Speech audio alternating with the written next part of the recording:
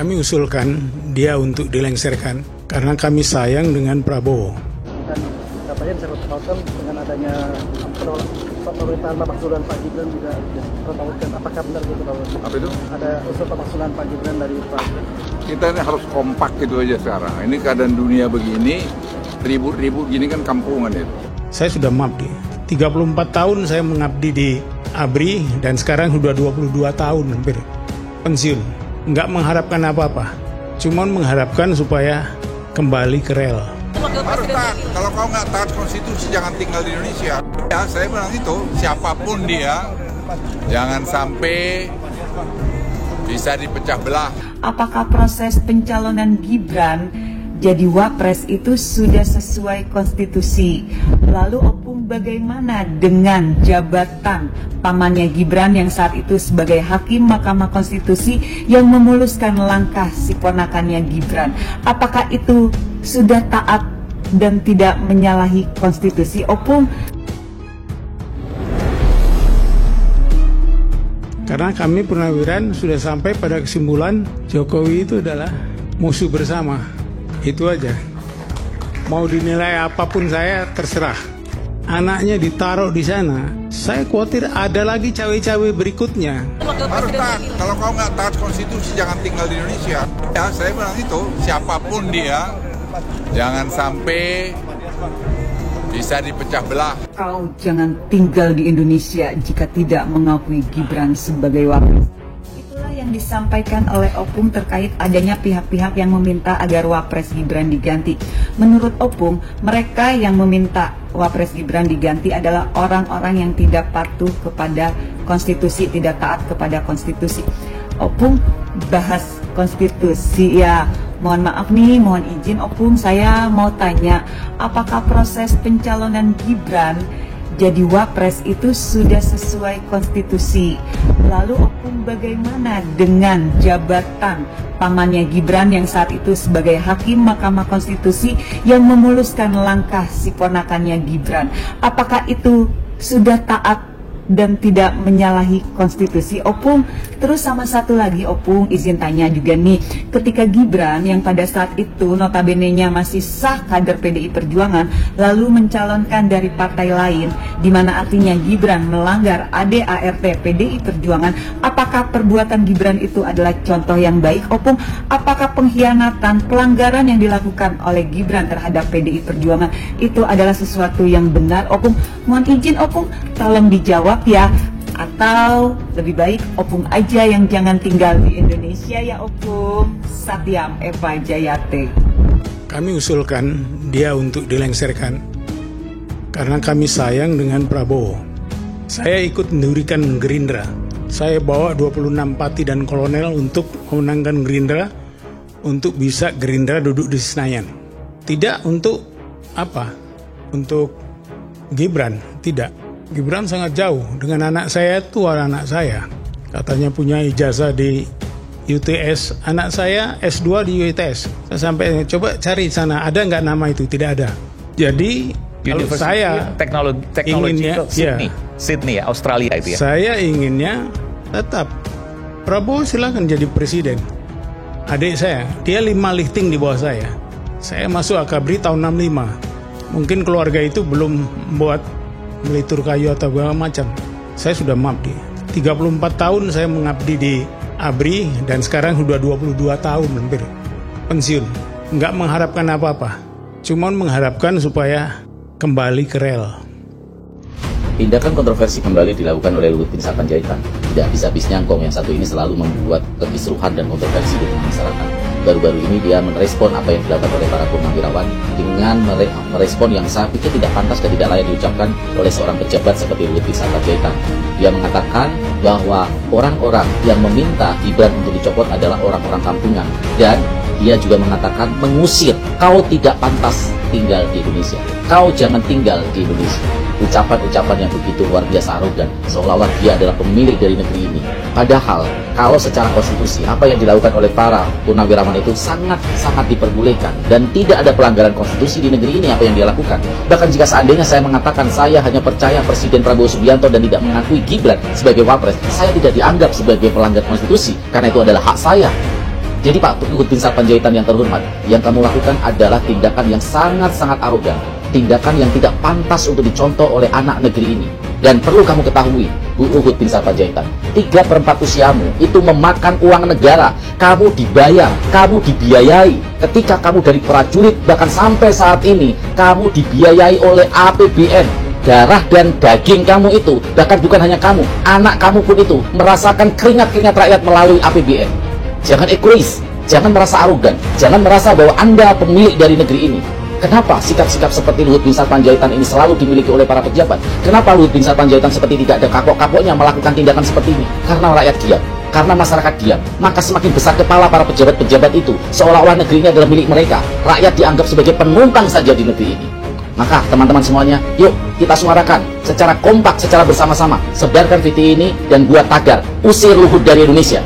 Sebarkan sebagai bentuk perlawanan bahwa bukan hanya Luhut yang bisa mengusir warga Indonesia, kami warga Indonesia pun, kami rakyat Indonesia pemilik kedaulatan negeri ini, seperti yang ada di dalam Undang-Undang Dasar 1945 Pasal 1, kedaulatan di tangan rakyat. Kami juga berhak bersuara tagar usir Luhut dari Indonesia. Saya ingin menyampaikan bahwasanya semakin banyak pertemuan ini, kami bisa merumuskan sebetulnya. Kami sudah sampai pada identifikasi friend or foe. Kak tentara kan gitu. Dan terus terang, tolong nggak usah lagi saya dicekoki dengan kata-kata Jokowi. Karena kami purnawiran sudah sampai pada kesimpulan Jokowi itu adalah musuh bersama. Itu aja. Mau dinilai apapun saya terserah. Tapi itu yang sudah jadi common enemy.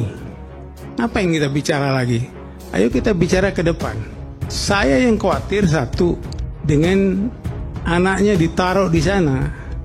Saya khawatir ada lagi cawe-cawe berikutnya. Ada itu nanti cawe-cawe berikutnya. Saya khawatir kalau terjadi hidden kudeta. Kenapa saya berpikir gitu? Karena tentara tuh selalu berpikir paling jelek yang harus kita hadapi. Maksudnya yang dikudeta Pak Prabowo gitu? Ya siapa lagi? Cerita wayang tadi. Kalau itu terjadi dengan sisa umur kami ini, kami akan bela habis-habisan adik kami itu. Terima kasih. Kau jangan tinggal di Indonesia, kata Luhut bin Sarpanjaitan alias LBP kepada para purnawirawan jenderal yang mengusulkan tentang pergantian atau pemakzulan Wakil Presiden Gibran. Alasan LBP adalah Gibran hasil konstitusi.